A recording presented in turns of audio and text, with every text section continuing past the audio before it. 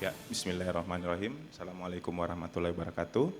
Terima kasih atas kesempatan yang diberikan. Izin Dr. Alim, ada guru-guru saya, ada Dr. Diki Aligeri, Dr. Oki Revianto.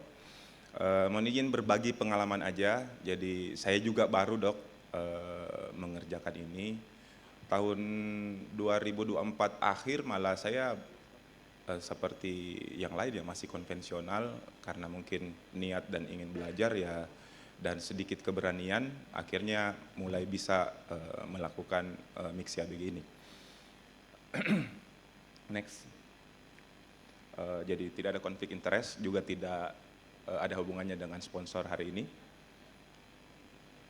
Nah, ini saya gali dari Dr. Nur Alim ya. Jadi sebenarnya bedah jantung di Makassar, tadi kan sejarahnya udah di Indonesia. Kalau di Makassar itu tahun 1994 itu Dr. Louis Rajawan ya dok ya. Itu membangun kerjasama tripartit antara Rumah Sakit Wahidin, pemerintah Provinsi Sulawesi Selatan, dan Harapan Kita. Jadi waktu itu dibolehkan 50 pasien setahun ya dok ya. Dan itu berakhir sampai 2015. Kemudian Dr. Nur Alim ini kembali belajar dari Australia itu tahun 98 dok. Waktu itu berarti udah mulai ada proctorship dan ceritanya tahun 2017 itu pusat jantung terpadu di Rumah Sakit Wahidin Sudarosada terbentuk. Akhirnya sejak saat itu tim bedah jantung kita udah mandiri dok. Waktu itu kita sudah mulai mengerjakan OMPAM CABG. Dan saya juga masih diajari sama Dr. Nur Alim untuk beating heart, jadi pakai kanul, kemudian kita mulai mengerjakan 5 LAD, kemudian kalau bisa kanan, yang biasanya agak sulit itu kita lakukan di LCX dok.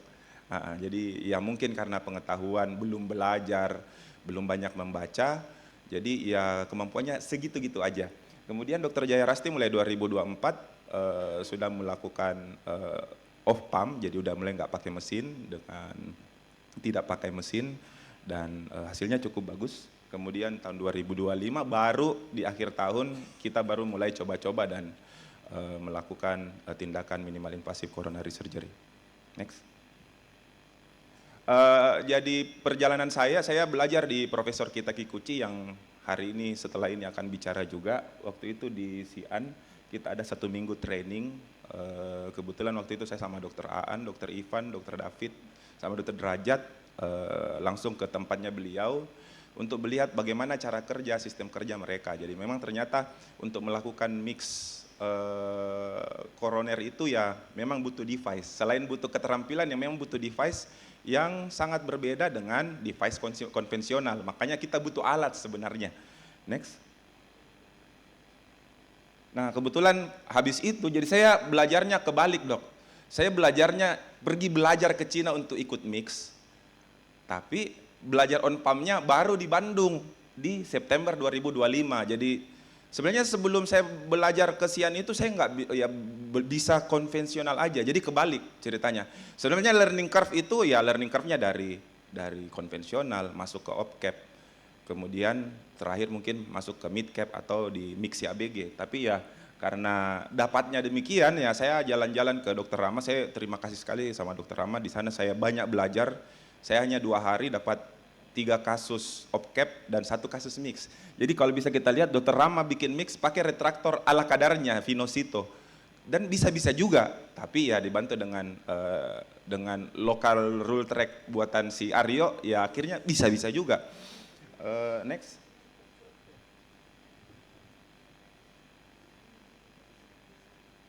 Nah ini saya memulai OPCAP itu baru di September 2025, pemilihan kasusnya juga yang bagus-bagus aja, walaupun jantungnya sedikit besar, pasien muda, jadi saya mau mulai OPCAP itu dengan pasien yang muda, EF-nya bagus walaupun sedikit jantungnya besar. Next, bisa dijalankan videonya?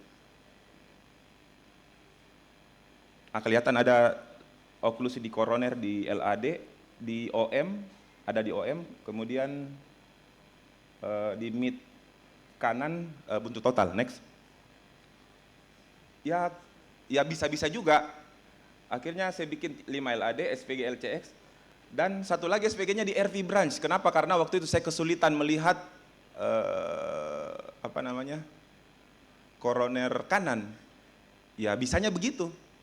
Waktu itu kasus pertama saya bisanya begitu. Jadi ada satu yang di RV branch di depan, ya bisanya begitu. Ya akhirnya pasien ekstubasi dan lepas dari di hari pertama pasiennya bagus. Next. Kemudian pasien kedua, ya pilihnya juga pasiennya yang bagus-bagus aja. Pasien laki-laki 56 tahun, EF-nya juga masih oke, 48% dengan sedikit kardiomegali. Oke, next. Ya sama saya bikin OPCAP 3 graf, 5 LAD, SPG OM, SPG PDA, ekstubasi 6 jam pasca operasi, kemudian pindah dari perawatan hari kedua. Next. Nah ini yang membuat saya ya dapat kasus yang jantungnya gede, ya karena mulai percaya diri, ya mulai coba-coba dok, mulai berani, ya nggak tahu ya orang Makassar kalau bisa nih, nggak tahu bisa atau tidak. Nah, akhirnya ya mencoba dengan pasien dengan jantung yang lebih besar, EF-nya sedikit turun 46 dengan laki-laki usia 50 tahun. Next. Ya akhirnya saya kerjakan 5 LAD, SPG D1 karena saya nggak melihat sesuatu di LCX dan satunya di distal RCA, pasiennya baik. Nah sambil saya bikin OPCAP, nah saya juga mulai mencari-cari alat. Ada enggak alat yang bisa dipakai? Karena kalau nunggu alat dibelikan rumah sakit, alatnya mahal. Tunggu pengadaan tahun depan, ada isu efisiensi dan sebagainya. Makanya kita punya, Dr. Nuralim punya set koroner itu bagus ya. Jadi memang dari lama alatnya Dr. Nuralim, yang pun saya datang udah bagus. Jadi memang udah enak pakainya. Sisa nyari rule track, kebetulan si Dr. Aryo ini bisa bikin. Kemudian retraktornya nyari di eBay. Ya nyari di eBay, datang 6 minggu. Ya coba-coba aja, coba-coba apakah bisa atau enggak. Ya next. Nah kebetulan dapat kasus ideal, jantungnya kecil. Sorry maaf, ini fotonya foto post op ya. Tapi jantungnya kecil, two vessel disease dengan paten RCA. Jadi saya mulai dengan pasien dengan jantung kecil, hanya two vessel disease dengan normal cardiac shape. Oke, next. Nah ini ada, ya saya buat CT scan-nya. Nah di sini kita bisa lihat left internal memarinya paten.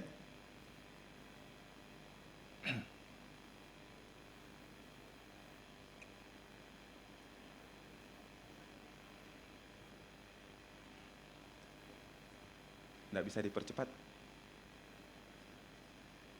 Iya, ditarik. Tarik lagi. Tarik. Ya, jantungnya kecil. Jadi harapan saya dengan pasien mulai dari 2 graf dengan jantung yang kecil. Sesuai dengan Profesor Kikuchi yang sudah bilang ke kita ya, mulai dari pasien-pasien yang target vesselnya besar, jantungnya kecil, EF-nya baik, EDD-nya di atas 50 dan sebagainya. Next.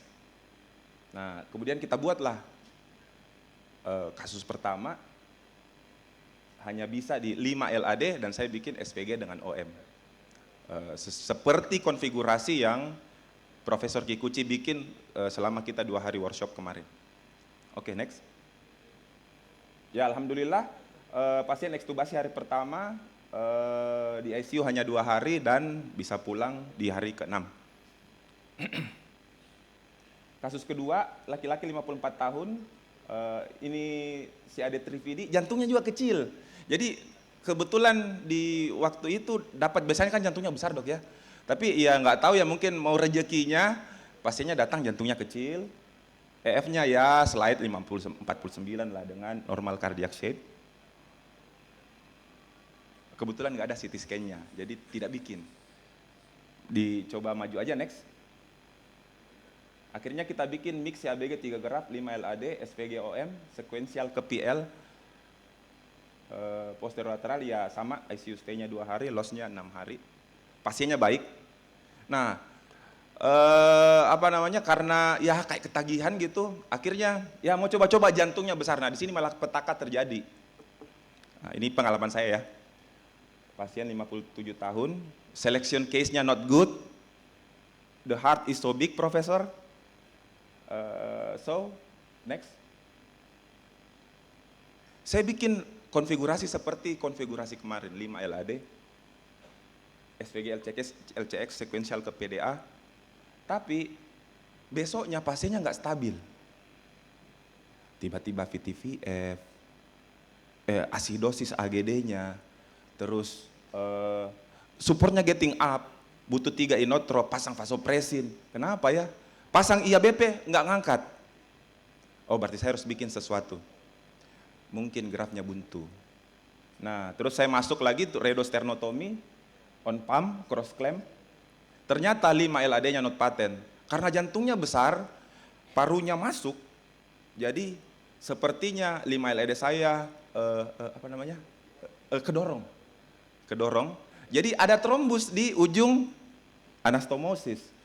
And then saya melihat bahwa kemudian saya lihat graf vena yang saya buat, grafnya itu buntu. Buntunya di mana? Proksimalnya buntu, LCX-nya buntu, di belakang juga buntu. Kenapa? Karena waktu itu saya mencoba melakukan cross clamp, itu ternyata tidak tepat, bukan di tengah. Waktu saya bikin cross clampnya agak ke samping. Apa akibatnya? Grafnya jadi kinking. Mungkin karena alat saya tidak standar. Karena saya hanya pakai side better clamp yang biasa kita pakai. Kemudian di take down 5-nya, trombektomi di SPG-nya, pakai harvesting baru, jadi kembali all vein graft. Pasien bisa keluar dengan baik, next. Bisa ekstubasi di hari kelima, tapi malah petaka terjadi karena pasien getting worse at POD7 because pneumonia and udem and we lose the patient. Oke, next. Jadi kami di Makassar, saya sama Dokter Jaya udah bikin 7 kasus ya. Semuanya laki-laki, usianya sekitar 59 tahun, dengan BMI sedikit overweight, BMI-nya 25. Pasien saya ada 6 hipertensi, ada 2 diabetes, ada 5 yang merokok, dengan ejection fraction yang bagus. Jadi rata-rata ya 49. The good ejection fraction. Dengan EDD-nya 48, kalau Profesor Kikuchi ya maunya di atas 50 untuk orang yang belajar. Jadi ya mungkin ya agak ya kasusnya sulit ya. Terus dengan number of anastomosis sekitar 2,4. Jadi ada yang 2 graf, ada yang 3 graf. Next. Setelah kita hitung intraoperative bleeding ya masih 771 tanpa menggunakan cell saver. Jadi ya masih acceptable lah karena cell saver rasanya berfungsi baru di atas 800 ya. Dengan ada convention to splenotomy 1 patient, and then transfusi ya sekitar 2 kantong PRC, 2 kantong FFP, 1 platelet, length of stay at the ICU 2,7 hari, jadi sekitar 2-3 hari. Kemudian rata-rata pasien keluar di 6 atau 7 hari, tidak ada stroke, tidak ada respirasi karena dari operasi karena dengan untuk merevisi bypass tadi ada 1 pasien ya, sama complete revascularization kita bikin pada semua pasien, jadi ada yang 2 graf, ada yang 3 graf, dan 30 day mortality pasien ada 1. Nah, ternyata literatur juga menjelaskan kepada kita bahwa ada yang namanya learning curve dan ada namanya penelitian yang membuat itu. Ternyata untuk berubah dari on pump ke off pump, ada penelitian di Vietnam yang ada surgeon yang dia mengerjakan di atas 200 valvular cases dan 50 on pump konvensional CABG. Ternyata di pasien off pumpnya yang ke-28 baru dia bisa menurunkan significant reduction operation time. Jadi bisa jadi lebih cepat di off pump yang ke-28. Jadi learning curve dari on pump ke off pump. Saya mengerjakan mix setelah saya hitung 10 kali melakukan off pump surgery. Jadi saya nggak tahu itu cepat atau lambat, cuman ya karena ya kebetulan ada alatnya, ada pasiennya, pernah ikut pelatihan, ya coba-coba aja dok. Jadi mungkin ya modalnya sedikit keberanian. Kemudian ya next. Nah, kapan kita melakukan start mix ABG itu ada juga kepustakaannya, ada juga tulisannya. Ternyata bahwa pondasi utama adalah high volume dari OPCAP itu sendiri. Jadi banyak melakukan OPCAP dulu, baru pindah ke mix. Kemudian mampu melakukan anastomosis dengan baik pada saat beating heart, dan mampu mengontrol hemodinamik pada saat jantung bergerak. Kemudian incremental complexity-nya ya, pertama lakukan full step-stepnya ya, full sternotomy OPCAP. Kemudian itu di situ dibahas bahwa left-sided anastomosis teknik. Jadi operator itu pindah ke sebelah kiri yang biasanya kita di sebelah kanan untuk mencoba menggrab seperti kalau kita melakukan tindakan mix. Kemudian dilakukan dengan single 5 LAD mid cap. Kemudian lama-lama kalau udah terbiasa ditambah 1 sampai 2 graf, yang kemudian baru merambah ke multivessel mix ABG. Kemudian di situ dikatakan bahwa memang strict patient selection at the outset. Jadi memang untuk mulai mix ABG harus memang benar. Jadi kesalahan saya menilai ke belakang pasien saya yang meninggal tadi itu jantungnya besar. Jadi mungkin saya kesulitan, saya baru 3 pasien udah mau coba-coba jantung besar, ya it's not good for me mungkin. Kemudian tim dari surgery, anestesia, perfusionis dan lain-lain itu memang perlu kerjasama yang baik. Next. Nah ini juga ada berapa sih cut off point-nya di literatur itu? Oh berapa kali OPCAP pindah ke mix? Di situ ada jawabannya. Ternyata di yang warna hijau ini ada center yang 16 kasus pindah ke mix, ada juga center yang 100 cases, 100 yang hijau nih, untuk bisa pindah dari OPCAP ke mix itu antara 6 sampai 100 dengan minnya 40 pasien. Jadi kalau dia dari literatur ya setelah 40 pasien ya mungkin sudah mulai confidence untuk convert ke mix. Ya, next. Nah, bagaimana konversi sternotomi? Nah, di sini dilihat bahwa dari literatur ini bahwa konversi dari mix ke sternotomi itu bukan kegagalan. Nah, itu menandakan bahwa ada threshold dari dokternya, harus tahu bahwa oh ini adalah limit, bahwa oh saya nggak bisa lagi untuk maju dan harus mengkonversi.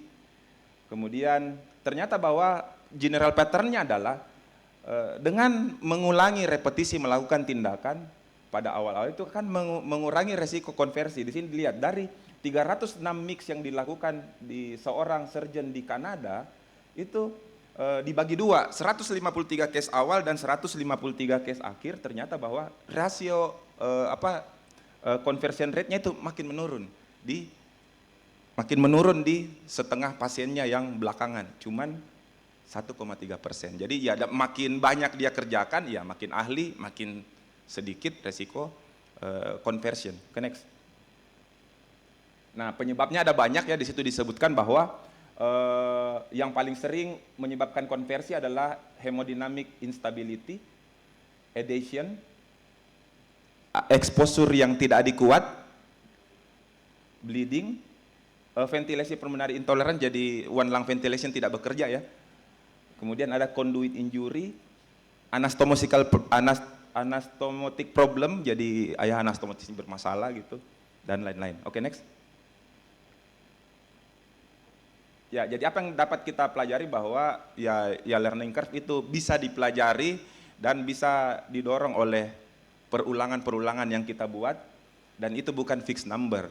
Jadi ada yang mungkin tadi 16 case udah mulai, ada yang 100 case dan batas 40, ya bukan fixed number. Kemudian untuk sukses di awal-awal ya perlu memperhatikan exposure, perlu memprediksi hemodinamik, sama standar-standar step-step yang itu ya harus runut. Kemudian pasien selection, seperti Profesor kita Kikuchi selalu bilang ya, pasien selection di awal-awal itu sangat penting. Bahwa teman-teman perlu ketahui 1 hari sebelum operasi ya, Itu ada satu pasien kami dibatalkan karena sedikit kurang ideal, karena beliau mengatakan bahwa saya tidak mau meletakkan dasar yang salah kepada dokter bedah di Indonesia untuk memulai mix dengan selection case yang borderline. EF-nya 49, jantung sedikit besar, tidak mau dikerjakan. Jadi saya harus cari lagi, akhirnya untung dapat yang good kayak kemarin. Kemudian conversion to sternotomy is not a failure. Ya, jadi termasuk safety procedure. Next. Terima kasih. Assalamualaikum warahmatullahi wabarakatuh.